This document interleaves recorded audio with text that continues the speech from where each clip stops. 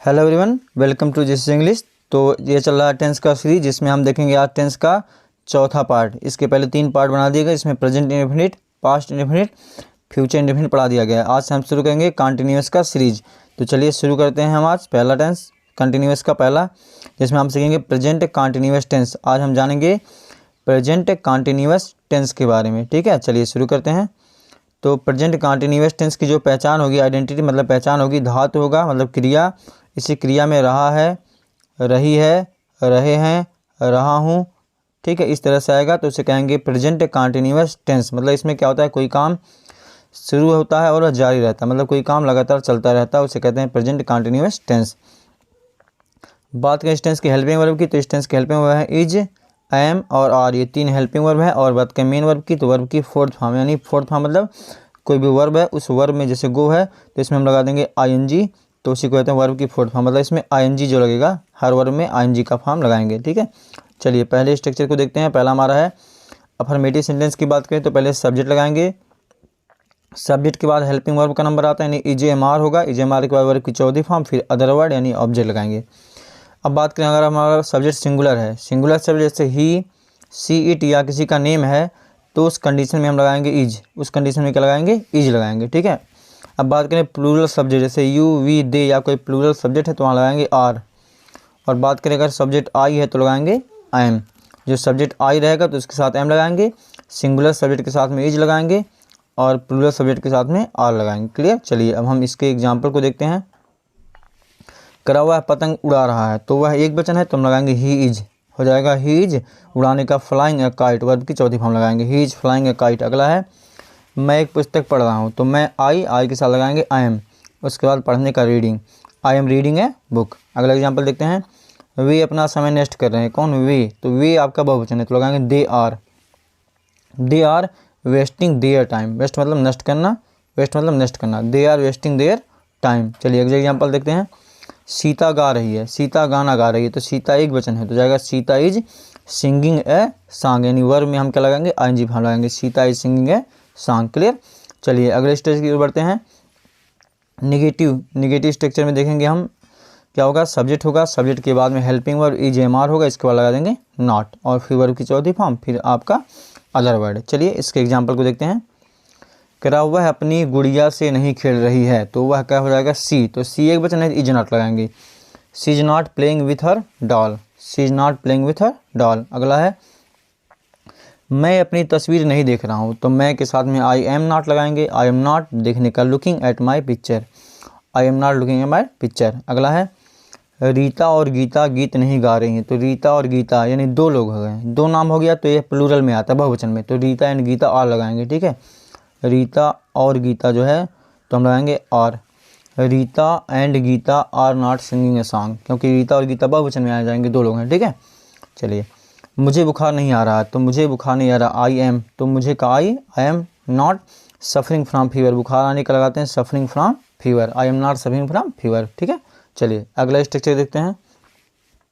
अगला बात करें यस या नो टाइप क्वेश्चन, ऐसे वाक्य जिसके हिंदी में क्या शब्द पहले आएगा, हिंदी में क्या शब्द पहले आएगा, इसको देखेंगे, कहेंगे यस या नो टाइप क्वेश्चन।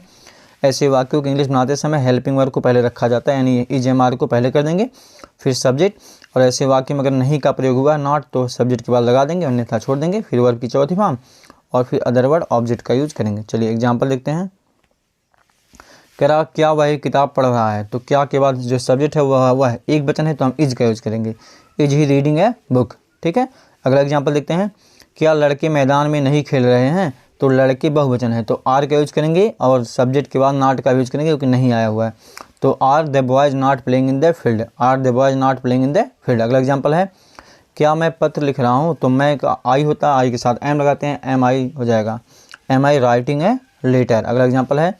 क्या शिवानी और अंशिका चोरी कर रही हैं, तो शिवानी और अंशिका 2 लोग हैं, तो यानी बहुवचन हो गया तो आर लगाएंगे, are Shivani and Anshika stealing, steal मतलब चोरी करना, इसमें आईएनजी लगा देंगे, stealing, are Shivani and Anshika stealing मतलब चोरी कर रही है। क्लियर, चलिए अगला स्ट्रक्चर देखते हैं। डब्ल्यूएच टाइप क्वेश्चन, ऐसे वाक्य जिसमें प्रश्नवाचक शब्द का यूज होता है। ठीक है, तो ऐसे वाक्यों के इंग्लिश के लिए हम पहले उन्हें क्वेश्चन वर्ड की इंग्लिश लिखते हैं। क्वेश्चन वर्ड के बाद हेल्पिंग यानी इज एम आर होता है, इसके बाद सब्जेक्ट के बाद अगर वाक्य में नॉट है तो यहाँ आ जाएगा, नहीं तो कोई बात नहीं।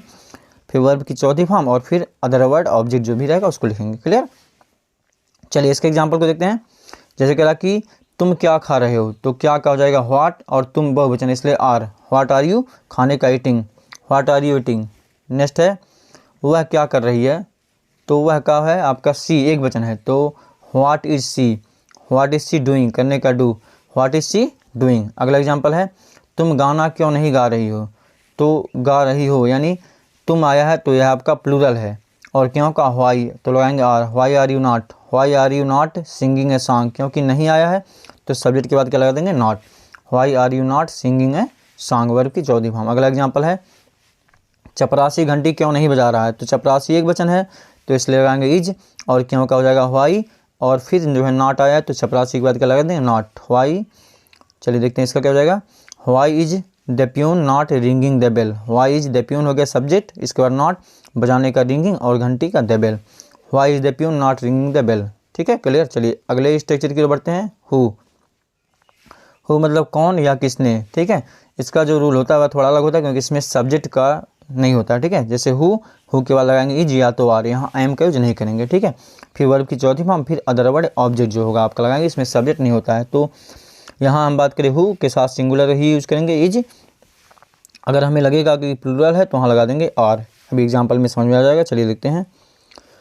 करा किताब कौन बेच रहा है, तो कौन का हु इज, और बेचने का selling, who is selling books, who is selling books. अगला है खाना कौन बना रही है, तो who is cooking food, who is cooking food. अगला है गाना कौन कौन गा रहा है, देखिए कौन कौन मतलब बहुवचन आ गया तो वहाँ हु आर कर देंगे, who are singing a song, who are singing a song. अगला है फिल्म कौन नहीं देख रहा है, तो अगर नहीं आएगा तो इसे हेल्पिंग वाले के बाद क्या लगा देंगे not, who is not watching the movie, who is not watching the movie. Clear है। आई होप कि आपको ये टेंस पूरे अच्छे से समझ में आ गया होगा। अगर अभी तक आपने चैनल को सब्सक्राइब नहीं किया हो तो सब्सक्राइब कर लेंगे, क्योंकि यूपी बोर्ड के सारे सिलेबस यहाँ पे कवर किए जाएंगे। मिलेंगे हम आपसे अगले पार्ट में, तब तक के लिए थैंक्स फॉर वॉचिंग।